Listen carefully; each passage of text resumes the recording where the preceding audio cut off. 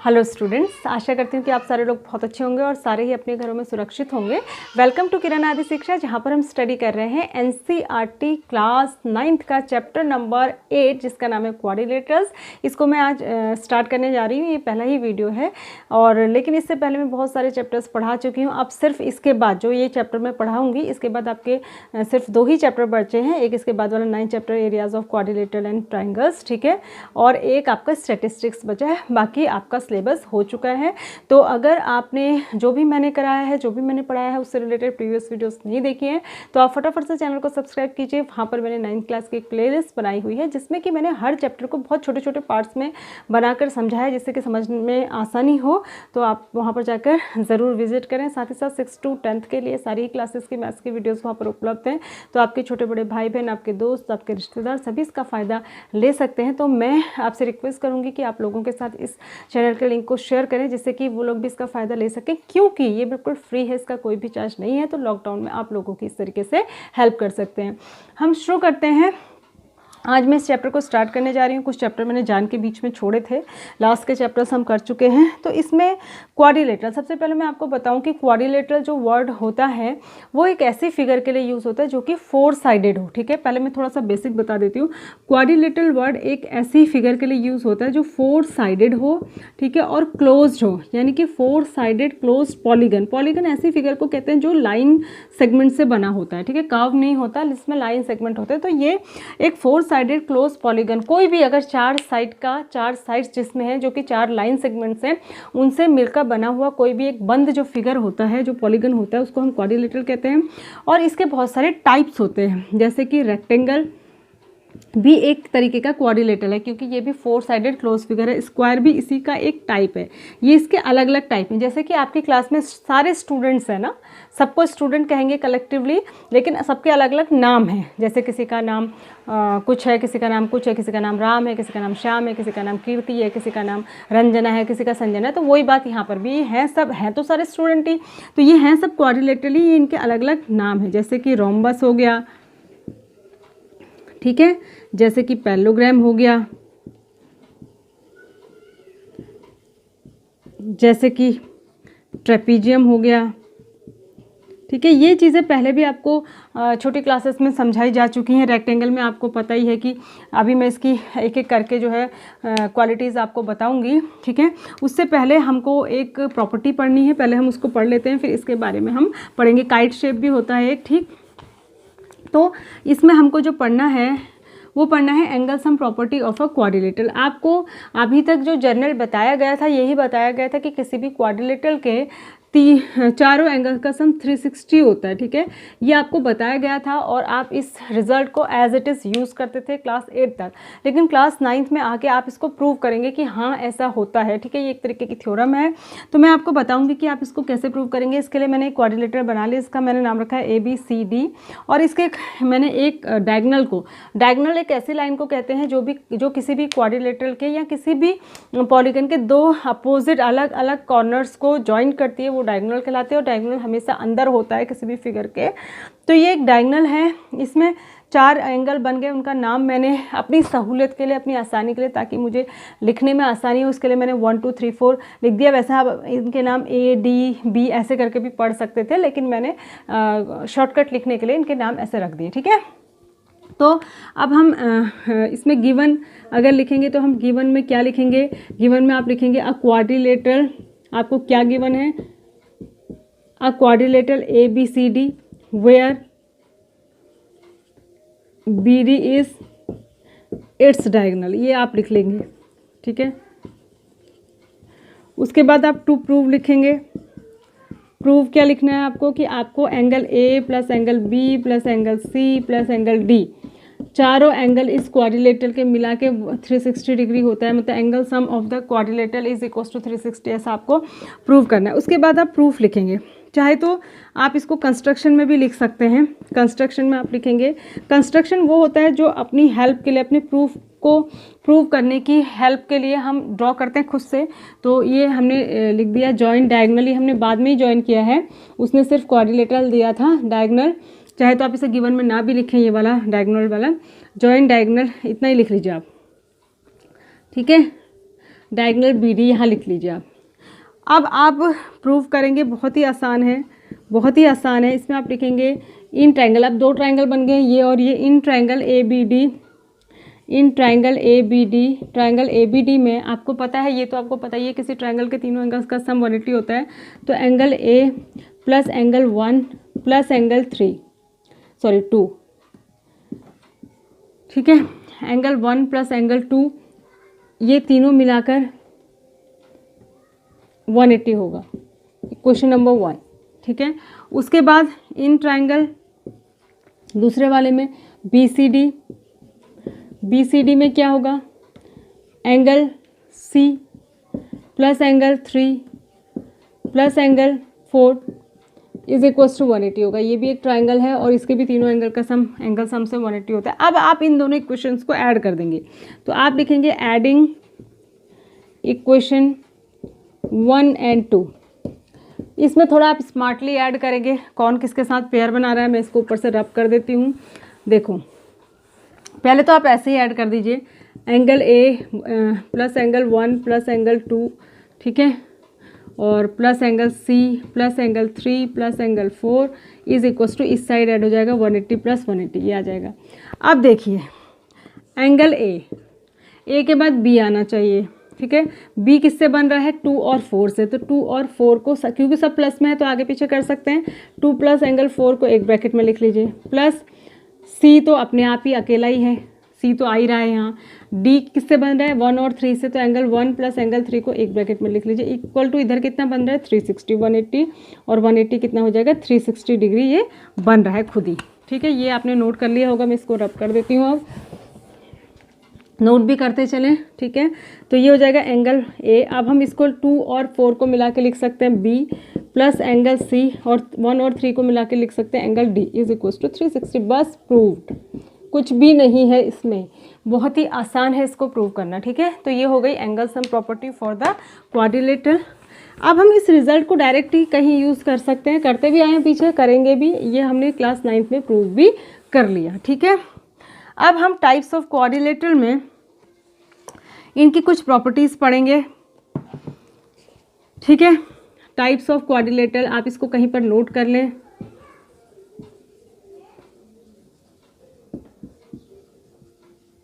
ठीक है। इसमें हम कुछ प्रॉपर्टीज़ पढ़ेंगे, जैसे सबसे पहले है ट्रेपीजियम, सबसे पहले है ट्रेपीजियम, मैं थोड़ा सा आपको बता देती हूँ। ट्रेपीजियम एक इस तरीके की फिगर होती है कुछ, ठीक है। इसमें एक पेयर जो है पैरेलल होता है और एक पेयर नॉन पैरेलल होता है साइड्स का, और कोई प्रॉपर्टी इसकी नहीं होती, ठीक है। तो इसकी प्रॉपर्टी हम लिख लेंगे only 1 pair of opposite sides, ये अपोजिट कहलाती हैं साइड्स, और ये आपस में एडजेसेंट कहलाती हैं, अगल बगल वाली एडजेसेंट, आमने सामने वाली opposite, opposite sides are parallel. हमने बता दिया कि इसकी एक ही प्रॉपर्टी होती है कि अपोजिट साइड का एक पेयर इसमें पैरेलल होता है, तो दूसरा यानी कि नॉन पैरेलल होता है, ठीक है। तो ये इसकी प्रॉपर्टी है। एक और मैं लिख देती हूँ, पैरेललोग्राम, दूसरा होता है पैरेललोग्राम, ये देखने में कुछ ऐसा होता है। इसकी क्या प्रॉपर्टी होती है, इसकी ये प्रॉपर्टी है, सीधा नहीं बन रहा है शायद, इसकी ये प्रॉपर्टी है कि इसमें दोनों पेयर ऑफ अपोजिट साइड्स जो होते हैं वो पैरेलल भी होते हैं और इक्वल भी होते हैं, ठीक है। तो इसमें आप लिख देंगे both the pairs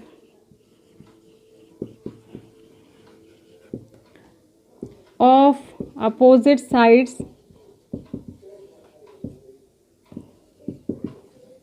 both the pair of opposite sides are parallel, और जब दोनों पैरेलल होते हैं तो इक्वल भी होंगे, ठीक है। पैरेलल तभी हो पाएंगे दोनों पेयर जब इक्वल भी होंगे। पैरेलल एंड इक्वल लिख सकते हैं, पैरेलल एंड इक्वल, ठीक है, लिख दीजिएगा इसमें। पैरेललोग्राम में ऐसा ही होता है, दोनों पेयर अपोजिट साइड्स के पैरेलल भी होते हैं और इक्वल भी। उसके बाद आता है रेक्टेंगल। रेक्टेंगल में आप लिखेंगे, रेक्टेंगल तो आपने देखा ही है, सभी बच्चे जानते हैं रेक्टेंगल और स्क्वायर के बारे में, बहुत छोटी सी क्लासेस से, बहुत अच्छा मेरे से नहीं बन रहा है वाइट बोर्ड पे। इसमें आप लिखेंगे both the pair of opposite sides, यानी कि ये इसके इक्वल भी होता है और पैरेलल भी, ये भी इसके इक्वल भी होता है, पैरेलल भी, ठीक है। Opposite sides are equal and parallel. Parallel का साइन मैंने बना दिया, ये साइन होता है अगर आप वर्ड में नहीं लिखना चाहें तो, ठीक है। ये तो इसकी पहली प्रॉपर्टी होगी। इसमें एक दूसरी प्रॉपर्टी भी होती है, all the four angles are 90 degree. 90 degree का मतलब चारों एंगल इसके राइट एंगल होते हैं, आप सभी इस बारे में जानते हैं, ठीक है। उसके बाद आता है रोम्बस। रोम्बस इस तरीके की फिगर होती है, पैरेललोग्राम जैसी ही होती है ये, सेम। फ़र्क क्या होता है, पैरेललोग्राम में opposite sides equal and parallel होती हैं, इसमें opposite sides parallel and equal तो होती हैं, ऑल साइड्स इक्वल होती हैं, ठीक है, ऑल साइड्स इक्वल भी होती हैं, ठीक है। तो रोम्बस के लिए आप लिखेंगे अपोजिट साइड्स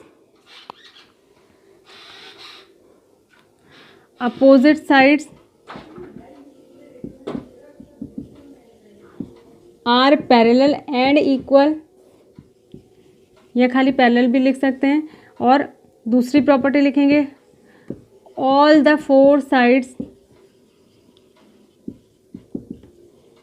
आर इक्वल, चारों साइड इक्वल होते हैं। और इसकी स्पेसिफिक प्रॉपर्टी आप ये भी लिख सकते हैं, ये एक ऐसा पैरेललोग्राम है जिसकी चारों साइड्स इक्वल है, यानी कि अगर हमको हमें कोई पैरेललोग्राम दिया हो और हम ये प्रूव कर दें कि उसके सब साइड्स इक्वल हैं तो उसको हम रोम्बस कह सकते हैं, ठीक है। तो हम लिखेंगे इट इज़ अ पैरेललोग्राम, ये स्पेसिफिक प्रॉपर्टी लिख दी मैंने, पैरेललोग्राम हैविंग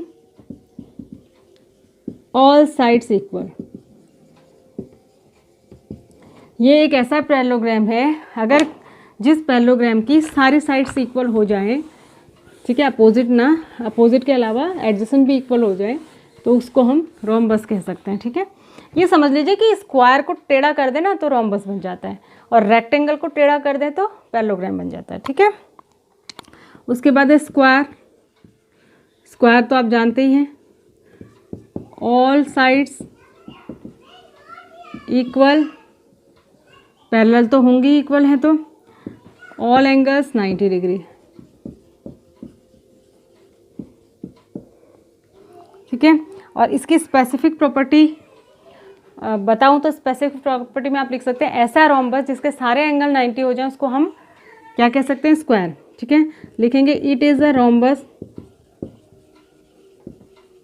स्पेसिफिक टाइप का रोम्बस हैविंग ऑल एंगल्स 90 डिग्री। ऐसा रोम्बस जिसके सारे एंगल 90 हो जाएं, क्योंकि आधी प्रॉपर्टी तो रोम्बस में भी होती है। क्या होती है रोम्बस में प्रॉपर्टी कि साइड्स तो सारी उसकी भी इक्वल और पैरेलल होती हैं, तो क्या नहीं होती उसमें प्रॉपर्टी, क्या प्रॉपर्टी काम होती है, एंगल 90 नहीं होते। अगर एंगल 90 हो जाए तो उसको ही क्या कह देंगे, स्क्वायर। काइट शेप आपने देखा है ऐसा होता है, ठीक है। इसकी क्या प्रॉपर्टी होती है, इसकी दो एडजेसेंट साइड इक्वल होती हैं, ये इसके इक्वल होती है और ये इसके इक्वल होती है, एडजेसेंट माने अगल बगल वाली, ठीक है। तो इसमें लिखेंगे it is a quadrilateral, it is a quadrilateral, it is a quadrilateral with two pair of, दोनों पेयर, ये इसके इक्वल ये इसके ऊपर equal, with two pair of equal adjacent side. Adjacent मैंने आपको बता दिया, जो एक दूसरे के बगल में होती है, जिनका एक कॉर्नर टच करता है।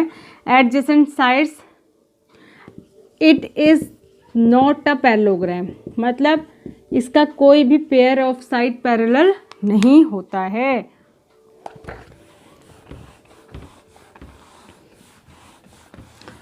अब इसमें थोड़ी सी वीडियो बड़ी हो रही है, मैं सोच रही हूँ कि प्रॉपर्टीज़ बता दूँ। Properties of a parallelogram. अब हमें स्पेसिफिकली कुछ स्पेशल प्रॉपर्टीज़ पढ़नी है पैरेललोग्राम की, ठीक है। Properties of the parallelogram.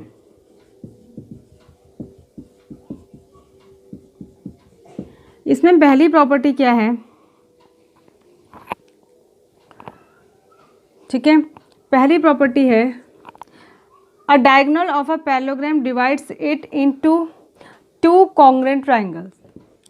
A diagonal, अगर एक डायगोनल खींच दे पैरेललोग्राम में, of a parallelogram divides it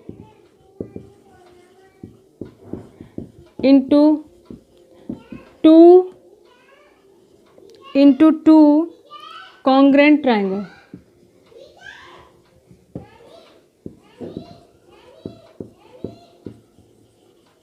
दूसरी प्रॉपर्टी है अपोजिट साइड्स आर इक्वल, ठीक है। Opposite sides are equal and parallel.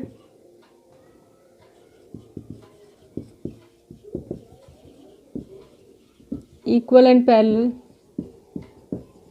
Parallel का साइन बना दिया। तीसरा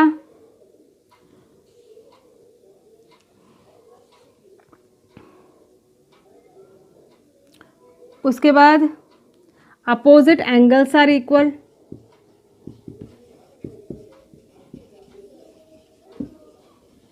अपोजिट एंगल्स आर इक्वल का क्या मतलब हुआ कि अगर ये एक पैरेललोग्राम है तो ये एंगल इसके इक्वल, अगर मैं इसको ए बी सी डी बोल दूँ तो बी और डी इक्वल होते हैं और ए और सी इक्वल होते हैं, ठीक है। ये है इसकी property. Fourth, diagonals bisect each other. Diagonal equal नहीं होते हैं, ये छोटा है डायगोनल, देखो ये बड़ा है, लेकिन ये एक दूसरे को बाइसेक्ट करते हैं। बाइसेक्ट का मतलब होता है आधा आधा करना, ठीक है। बाई का मतलब ही टू होता है, तो टू इक्वल पार्ट्स में डिवाइड करना, ठीक है।